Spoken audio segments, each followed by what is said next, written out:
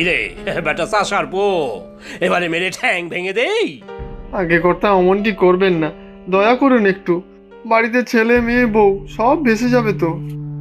ও এখন আমি দয়া দেখাবো? বলি কোন দুঃখে শুনি? টাকা ধার নেওয়ার সময় মনে ছিল না? এই নেপলা, দে দে তো বেটাকে 2 ঘা। তবে রে, ওরে দাদা, মেরো না গো, আধ পেটে খাই, মাঠে সারাদিন কাজ করি, তোমার হাতের মার খেলে আর বাঁচবো না গো। তাহলে ফেরত দে কর্তা মশাইয়ের টাকা, সুদ সমেত ফেরত দে, না হলে। ও কর্তা, কটা দিন সময় দিন আমাকে, আমি ঠিক সব টাকা সুদে আসলে ফেরত দেব। বটে, সুদ সহ টাকা ফেরত দিবি? তা আবার টাকা কোথা থেকে আসবে শুনি? যা রোজগার তাতে তো সংসারও চলে না। সবই আমার পোড়া কপাল। এত কষ্ট করে ফসল বুনলাম, আর কটা দিন গেলেই সোনার ফসল উঠতো। বন্যার জলে সব ভেসে গেল কর্তা, সব গেল। সে আমি কি জানি, আমি তো আর জল ঢেলে বন্যা করাইনি। আমি টাকা ধার দিয়েছি, আমার সুদ সমেত আমার টাকা ফেরত চাই, ব্যাস। এবার 2 ঘা লাগিয়ে দিই কর্তা। আমাকে একটু সময় দিন, দয়া করুন। ঠিক আছে, 1 মাস সময় দিলাম। এর মধ্যে সব টাকা ফেরত না পেলে তোর বাড়ি ঘর সব দখল নেব, তখন কিন্তু কেঁদে কুল পাবি না। হ্যাঁ, মাত্র 1 মাস? এ কি করে হবে কর্তা? আবারও কথা ন্যাপলা। এই যা ভাগ, কর্তার মুখে মুখে কথা বললে মুখ ভেঙে দেবো একবারে। যা যা এখান থেকে।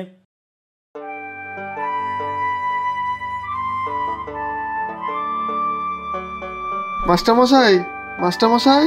কে কে ডাকে? আগে আমি যদু মাস্টারমশাই। ও যদু, তা কি মনে করে? খুব বিপদে পড়েছি মাস্টারমশাই, এখন আপনিই ভরসা। কেন, কি হয়েছে? আর বলবেন না মাস্টারমশাই, গরিবের সংসার, সম্বল বলে তো 1 ফালি চাষের জমি, তার উপর ভরসা করেই 4 জনের সংসার। প্রতিবারই চাষের শুরুতে নগদ টাকার প্রয়োজন হয়, ওই মহাজন হীরক চৌধুরীর থেকেই ধার নিতে হয় চড়া সুদে। সেটাই তো ভুল করো তোমরা। এখন গ্রামীণ ব্যাংক থেকে ঋণ পাওয়া যায়, সেখানে কেন খাতা খোলাও না তোমরা? আগে আমি মুখ্য সূক্ষ্ম মানুষ, লেখাপড়ি তো কিছু জানি না। ওখানে গেলে শুনেছি মেলা কাগজপত্র সই সাবুত করতে হয়, ওসব কি আর পারবো আমি? কে বলেছে এসব তোমাকে? এখন কিছুই ঝামেলা নেই, দরকার পড়লে আমি সঙ্গে যাব খাতা খোলানোর জন্য। ওই মহাজনই তো বলে এসব সরকারি ঋণ আমাদের মতো লোকের জন্য না, তার থেকে টিপসই দিলেই মহাজন ধার দেয়। আর তার বদলে কি লিখিয়ে নেয় তা কি বোঝো? আর সুদ কত বেশি নেয় তা জানো? সে আমি কিছুই বুঝি না, তবে মহাজন যে ঠকিয়ে নিচ্ছে তা বুঝি। এবারে 1 মাসের মধ্যে সুদ সমেত টাকা ফেরত না দিলে বলেছে বাড়ি ঘর দখল করে নেবে। কি হবে মাস্টার মশাই, আমি তো পথে বসে যাব। বাড়িঘর দখল করে নেবে? দেশে কি কোনো আইন কানুন নেই নাকি? আপনিই বলুন মাস্টার মশাই, কি করব আমি? আচ্ছা, তুমি যাও এখন। বন্যার জল নেবে গেলে আবার ক্ষেতটাকে চাষের উপযুক্ত করো। কৃষি দপ্তরের লোকজন আসবে, তাদের পরামর্শ নেবে। ওনারাই বলে দেবেন বন্যার পরে কোন ফসল বুনতে হবে। আচ্ছা, মনে থাকবে, কিন্তু আগে মহাজনের হাত থেকে তো নিস্তার পাই। এই ন্যাপলা, এই হাতির খোরাক খাইয়ে যে তোকে পুষছি, তাতে কি লাভ হচ্ছে শুনি? 1 পয়সার উপকার হচ্ছে আমার? আগে কর্তা, কোনো ভুল হয়েছে আমার? না, তোর আর ভুল হবে কেন? যা ভুল তা তো আমি করেছি। বাড়িতে তো খেতেই পেতিস না। আমি যদি এখানে তুলে এনে না রাখতাম তাহলে কি হতো বল একবার? আগে কর্তা, না খেতে পেয়েই মরতাম। তাহলে আমার জন্য তোর কি করা উচিত? আগে কর্তা, আপনি যা বলবেন তাই করব। আপনার জন্য প্রাণ দিতে পারি। আরে ধুর বেটা, তোর প্রাণ নিয়ে আমি কি করব? তোর প্রাণে কি আমার সিন্দুক ভরবে নাকি? তাহলে কি করব কর্তা, বলে দেন। প্রাণ দিতে হবে না, প্রয়োজনে প্রাণ নিতে হবে। কি পারবি? হ্যাঁ, প্রাণ নিতে হবে? কার? সে যে কারুর হতে পারে, যখন যার দরকার পড়বে সেই মতো। তবে এখন অন্য কাজ। কি কাজ বলুন কর্তা? হ্যাঁ, যা তো দেখি একবার যদুর বাড়ির দিকে। জায়গা জমি বাড়ি কতটা কি আছে একবার দেখে আয় গিয়ে। আস্তে আস্তে সব কবজা করতে হবে। সব কবজা করবেন? এই বেটা, তোর আবার ওর জন্য দরদ উঠলে উঠলো নাকি রে? না না, দরদ আবার কিসের? তবে জায়গা জমি সব নিলে যদি থানা পুলিশ করে? সেসব করে লাভ নেই। যা ধার নিয়েছে তার সারগুন লিখে টিপসই নিয়ে নিয়েছি। মামলা মকদ্দমা করে পারবি নাকি আমার সাথে? সে আপনার সাথে কেই বা কিছু করতে পারে, এত সাধ্য কারো আছে নাকি? আর যদি কেউ সাধ্য দেখাতে আসে, তখন তুই তো আছিস, টুক করে গিয়ে প্রাণটা নিয়ে নিবি। মরা মানুষ তো আর প্রতিবাদ করতে পারবে না, কি বলিস? তবে কর্তা, যদু আবার নতুন মাস্টারের কাছে গিয়েছিল, আমার লোক খবর দিয়েছে। বটে? এত বড় সাহস তার? আমার বিরুদ্ধে ষড়যন্ত্র? ওই নতুন মাস্টারের সুবিধার নয় কর্তা, অন্যায়ের প্রতিবাদ করতে ভয় পায় না। আগের স্কুলে শুনেছি কর্তৃপক্ষের অনৈতিক কাজের প্রতিবাদ করেছিল, আর তার জন্য এখানে বদলি করে দিয়েছে। মরণ, এত জায়গা থাকতে এখানেই বদলি হয়ে আসতে হলো? শুনেছি তো বছর দুয়েক চাকরি বাকি। এখানে আসার পর থেকেই গ্রামের সবার খোঁজ খবর রাখে, আর আমার কাজকর্মের ব্যাপারেও নাক গলানো চাই। বলেন তো নাকটা কেটে দিই কর্তা? নাকই যদি না থাকে তাহলে আর নাক গলাবেই বা কি করে? তা কি বললো যদি শুনি? নালিশ করলো বুঝি আমার নামে?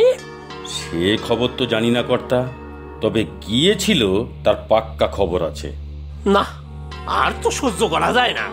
কাজকর্মের বেলায় এমন উটকো ঝামেলা আমার মোটেও ভালো লাগে না।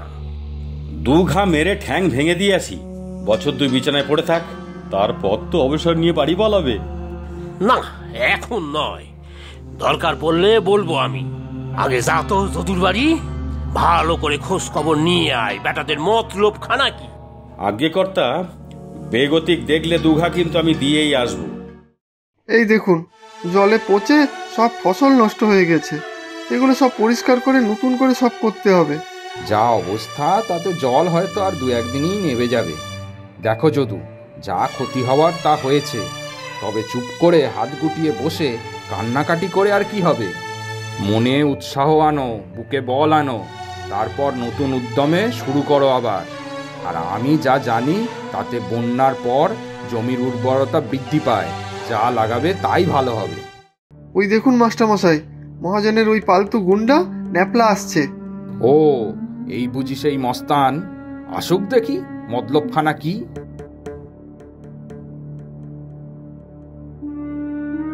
এই যদু, তোর জমিটা কোথা থেকে কত পর্যন্ত বল, আর ওই বুঝি তোর ঘর?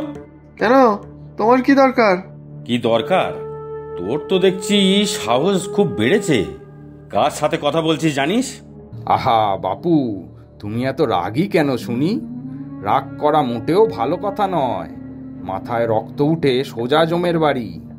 এই যে মাস্টারমশাই, অনেক বিদ্বান লোক আপনি, আমাদের কথার মধ্যে নাক না গলানোই ভালো। দিনকাল ভালো নয়, কখন আবার কি হয়। তখন স্কুলের ছোট ছোট বাচ্চারা আবার ফটোতে মালা দেবে। বলো হরি, হরি বল, বলো হরি, হরি বল বলবে। এই মাস্টারমশাইকে সম্মান দিয়ে কথা বলো। এই যদু, যা বলছি তার উত্তর দে। জমির মাপটা বল তাড়াতাড়ি। কেন, কি হবে জমির মাপ শুনে? দুদিন পরে সব কর্তাবাবুর হবে। মাপ জোপের হিসেবপত্র তো আমাকেই রাখতে হবে। এই যে শোনো বাপু, ন্যাপা নাকি নাম তোমার কর্তা, এই সুদখোর মহাজনকে বলে দাও দিবাস্বপ্ন না দেখতে। যদুর বাড়ি আর জমির দিকে নজর দিলে তার ফল সে ভোগ করবে। কেন, এই যদু লড়াই করবে নাকি আমাদের সাথে? গায়ের জোরে পারবে? না, গায়ের জোরে হয়তো পারবে না, তবে এবার লড়াইটা হবে মনের জোরের। আর এবারে যদু একা নয়। এই বুড়ো হাড়ে আপনিও লড়বেন নাকি মাস্টার? নাকি মনের জোরে মনে মনে লড়বেন? যত সব। যাও, ফিরে গিয়ে মহাজনকে বলো তার দিন ঘনিয়ে এসেছে। অন্যায় অবিচারের লক্ষণরেখা অতিক্রম করেছে সে। আর যদু একা নয়, গ্রামের অন্য যারা যদুর মতো প্রতারিত হয়েছে, অত্যাচারিত হয়েছে, তারা সবাই একজোট হয়েছে। অন্যায়ের প্রতিকার চাই তাদের। শরীরের শেষ রক্তবিন্দু দিয়ে লড়বো আমরা, অন্যায়ের প্রতিবাদ করব। হ্যাঁ, সবাই আছে বুঝি? আমি যাই, কর্তাকে বলি আগে ভাগে। এবারে কি হবে মাস্টারমশাই? ওই মহাজনের লেঠেলও আছে, আর গুলি বন্দুকও আছে। পারবো আমরা? না পারলে হবে, পারতে তো হবেই আমাদের। না হলে এই সব সমাজের কীটরা দিনের পর দিন গরিব খেটে খাওয়া মানুষের রক্ত চুষে খাবে, তাদের ঠকাবে, জমি জমা ঘরবাড়ি লুট করবে।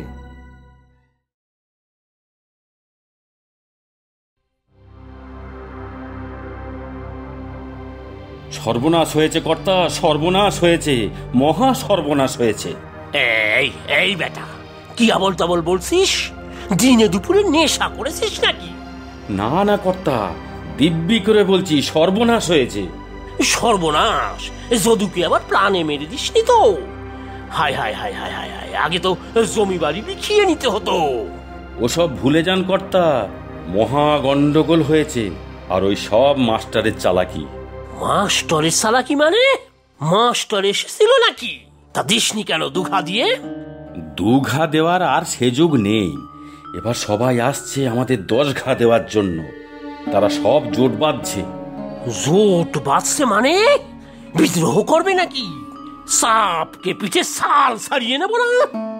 না না কর্তা, ওসব করতে যাবেন না, হাওয়া খুব গরম। আসার পথে মাঠে দেখলাম সবাই দলে দলে জড়ো হচ্ছে। তাদের প্রত্যেকের হাতে লাঠি সোটা, যে যা পেরেছে হাতে করে নিয়ে এসেছে। ভয়ে আমি পালিয়ে এলাম। এই এই, ঠিক বলছিস তুই? সবাই লাঠি সোটা নিয়ে আমার বাড়ির দিকে আসছে। হ্যাঁ কর্তা, হ্যাঁ। ডাক সব কয়টা লাঠি আলকে, আমার বন্দুক বার করছি। এমন ভুল করবেন না কর্তা। 5-6 জন লাঠিয়াল দিয়ে একা যদুকে ভয় দেখানো যায়। চোখ রাঙিয়ে সাদা কাগজে টিপসই নেওয়া যায়, তবে শয়ে শয়ে যদুরা এলে তাদের আটকানো অসম্ভব। হত ভাগা, তোদের পুষেছি কিসের জন্য? অসময়ে যদি কাজেই না এলি, আমি বন্দুক দিয়ে গুলি ছুড়বো, 2-4টে লাশ পড়লেই সবাই পালাবে। হ্যাঁ, আপনি খাইয়ে পরিয়ে আমাকে বাঁচিয়ে রেখেছেন, আপনার জন্য আমি প্রাণ দিয়ে দেব, কিন্তু তাতে আপনি বাঁচবেন না। সাধারণ মানুষ যখন জেগে উঠেছে, তখন বন্দুকের গুলি ওদের থামাতে পারবে না। তাহলে তাহলে কি করব আমি? বল বল, তাড়াতাড়ি বল। আপনি কর্তা পালান, ওরা সবাই আসার আগে পেছনের দরজা দিয়ে পালান, আমি আছি এখানে। না না, তোরও তো প্রাণ যাবে। তার থেকে এক কাজ কর, আমি ওদের বন্ধকি, দলিল, দস্তাবেজ, কাগজপত্র সব বার করে দিয়ে যাচ্ছি। তুই ওদের ফেরত দিয়েই নিজের প্রাণ বাঁচা। আর বাড়িটা তাতে যদি বেঁচে যায়, তাহলে পরে ফিরে আসবো। সেটাই ভালো হবে কর্তা। কিছুদিন পরে আমি অবস্থা বুঝে আপনাকে খবর দেব। তবে আমার খুব শিক্ষা হয়েছে, ফিরে এলেও আর কখনো এমন অন্যায় কারো সাথে করবো না।